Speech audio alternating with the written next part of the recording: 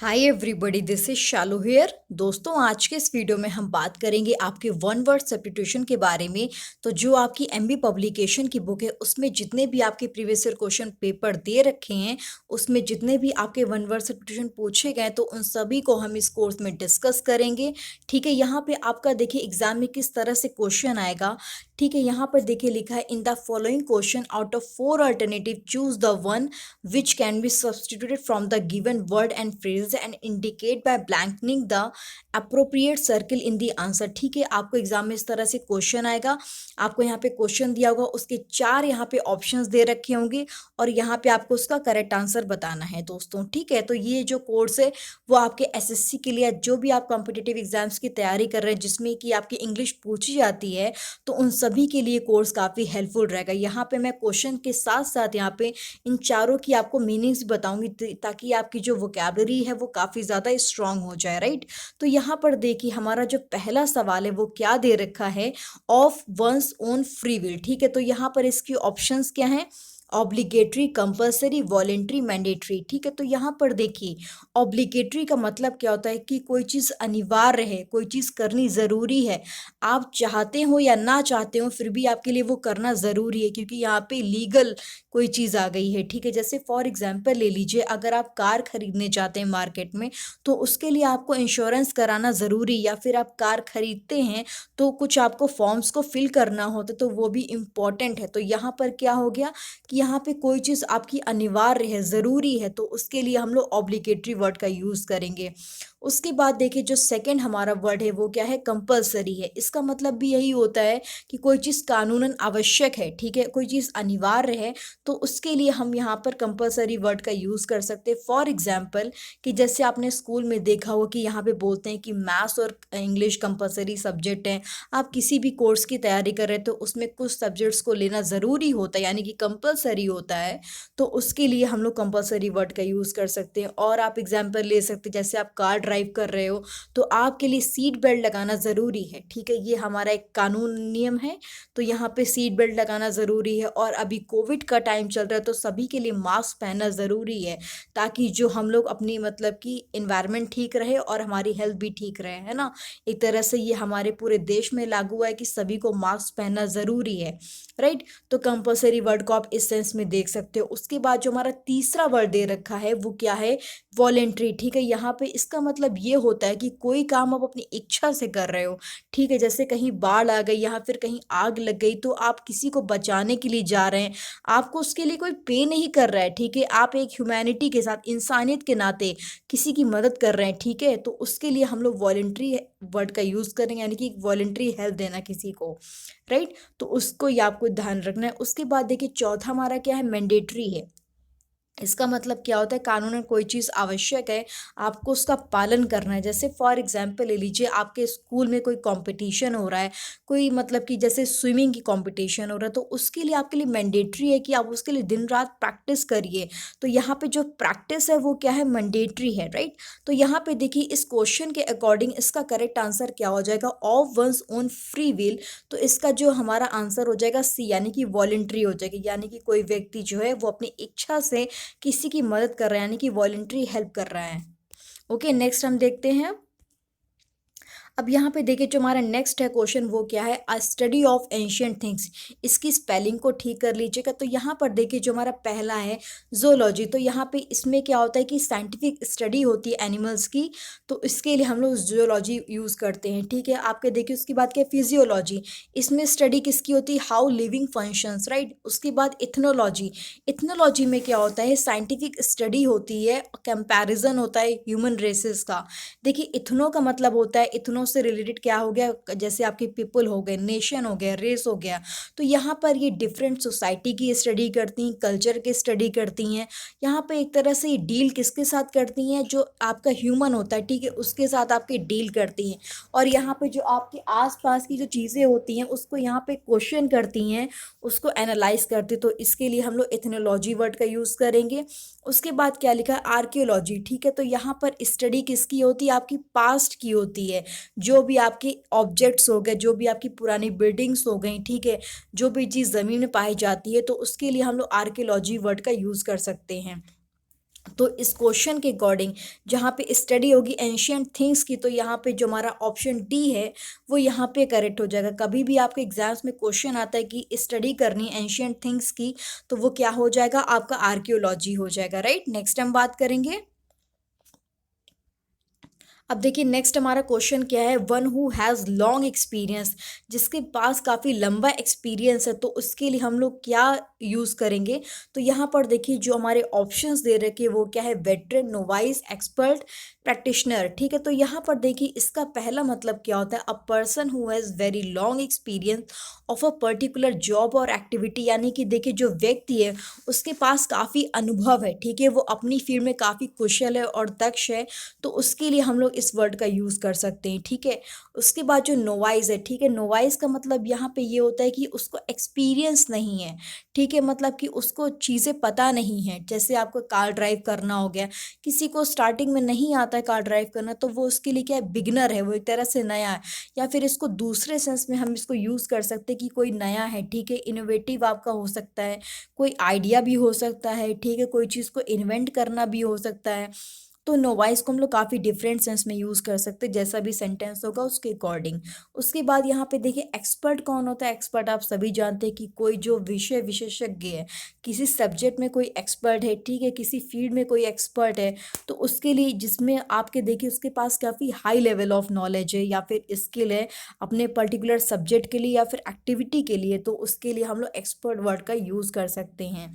उसके बाद प्रैक्टिशनर का मतलब क्या होता है, a person who work as a doctor, dentist और लॉयर, मतलब आपके किससे रिलेटेड है, आपके व्यवसाय से, यानी कि जो बिजनेस से रिलेटेड है, राइट, कि कोई आपका डॉक्टर है, डेंटिस्ट है, लॉयर है, तो उसके लिए हम लोग इस शब्द का यूज़ करेंगे।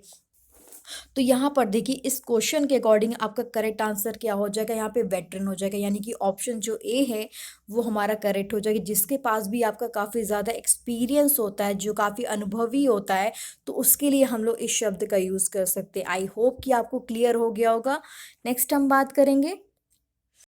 तो देखिए यहाँ पर हमारा क्वेश्चन क्या दे रखा है, conferred as an honour, right. तो यहाँ पर देखिए इसके ऑप्शंस क्या हमारे, ऑनरेरियम, ऑनरेबल, ऑनरिफिक, ऑनरेरी, ठीक है। तो यहाँ पर देखिए इसका मतलब क्या होता है ऑनरेरियम का, कि आपका देखिए एक तरह से व्यावसायिक सेवा होती है जिसके लिए आप कुछ पैसे पे करते हो, कोई निश्चित राशि को पे करते हो एक तरह से। जैसे आप देख लीजिए फॉर एग्जाम्पल कि आपने किसी डॉक्टर को या फिर लॉयर को कोई स्पीच देने के लिए बुलाया है किसी ऑर्गेनाइजेशन में, ठीक है, तो यहाँ पर आप उनको अपनी खुशी से यहाँ पर कुछ पैसे दे रहे हो, ठीक है, एक तरह से रिस्पेक्ट शो कर रहे हो, तो उसके लिए हम इस शब्द का यूज़ कर सकते हैं।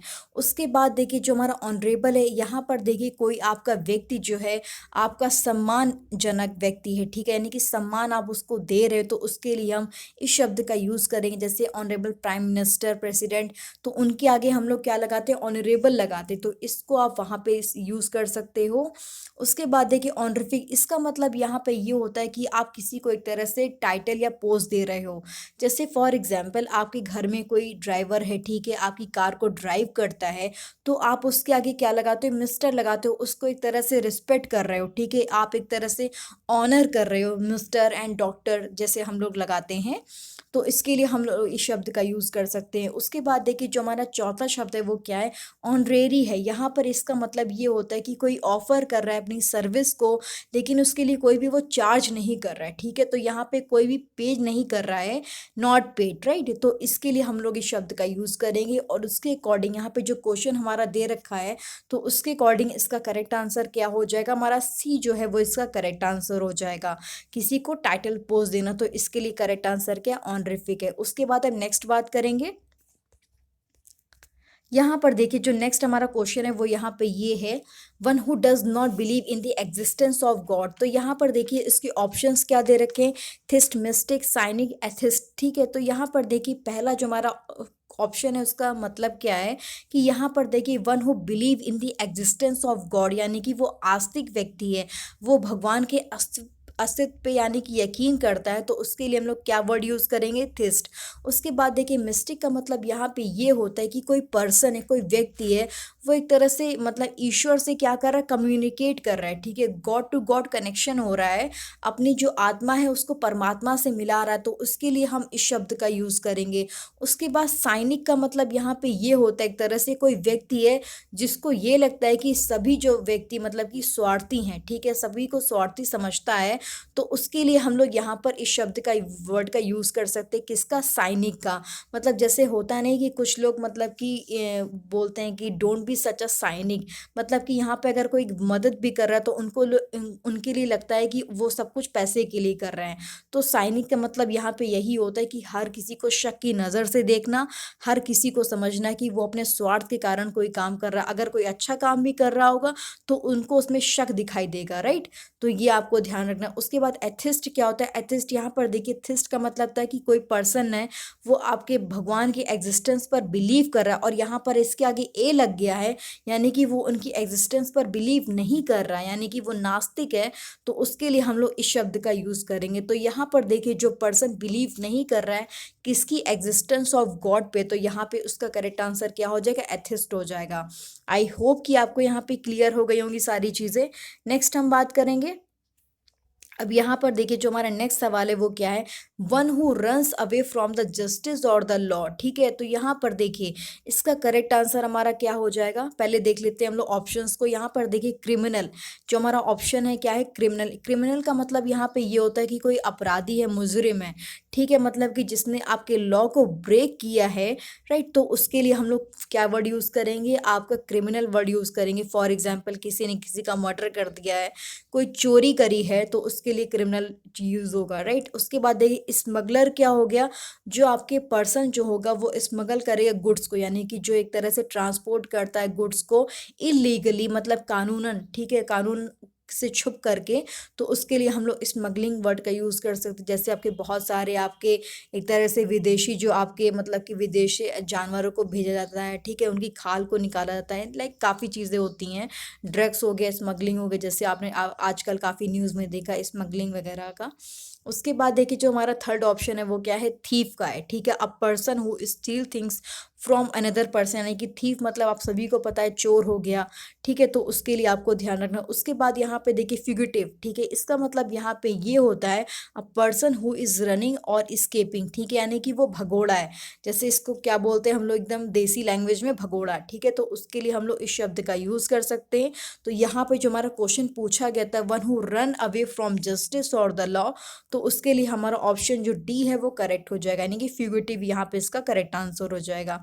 आई होप कि आपको क्लियर हो गया होगा। नेक्स्ट हम बात करेंगे, ठीक है, यहाँ पर देखिए अब जो हमारा नेक्स्ट सवाल है वो यहाँ पे क्या है? वन हु इज स्किलफुल, ठीक है, तो यहाँ पर देखिए इसके ऑप्शंस क्या दे रखे हैं आपके? डिस्ट्रक्स, डिफरेंट, डिसिप्लिन, डिलीजेंट।